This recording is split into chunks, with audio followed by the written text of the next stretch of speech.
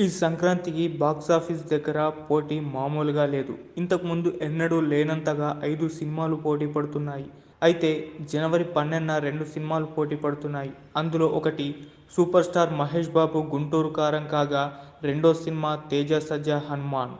ఈ రెండు సినిమాలు ఒకే రోజు విడుదల కానుండడం ఆసక్తిగా మారింది. 'గుంటూరు కారం' చిత్రానికి దర్శకుడు మాటల మాంత్రికుడు త్రివిక్రమ్ శ్రీనివాస్ కాగా 'హనుమాన్' మూవీకి ప్రశాంత్ వర్మ డైరెక్షన్ వహించాడు. ఈ రెండు సినిమాలు ప్రమోషన్స్లో దూసుకెళ్తున్నాయి. అయితే 'హనుమాన్' మూవీ నుంచి ట్రైలర్ రిలీజ్ చేశారు. ఈ ట్రైలర్ చూస్తుంటే 'హనుమాన్' మూవీ ఒక కొత్త ప్రపంచంలోకి ప్రేక్షకులను తీసుకెళ్లబోతుందనే నమ్మకాన్ని కలిగించింది.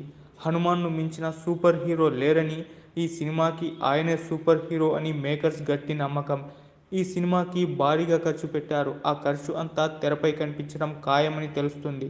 టీజర్ సినిమాపై క్యూరియాసిటీని పెంచితే ట్రైలర్ అంచనాలను రెట్టింపు చేసింది.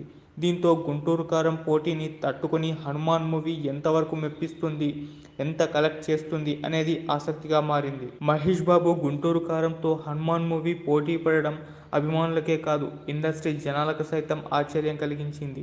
ఏ ధైర్యంతో మహేష్ సినిమా రిలీజ్ రోజునే 'హనుమాన్' మూవీని రిలీజ్ చేస్తున్నారని సోషల్ మీడియాలో కూడా కామెంట్లు పెట్టడం వైరల్ అయ్యింది.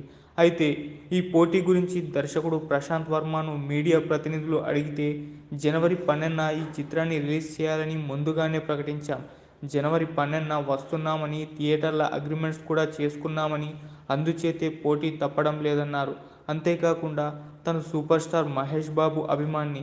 ఆ రోజున తాను మహేష్ బాబు 'గుంటూరు కారం' చిత్రాన్నే చూస్తాను అన్నారు. మహేష్ బాబుతో పోటీ గురించి 'హనుమాన్' డైరెక్టర్ ప్రశాంత్ వర్మ చెప్పిన ఈ మాటలు సోషల్ మీడియాలో వైరల్ అయ్యాయి.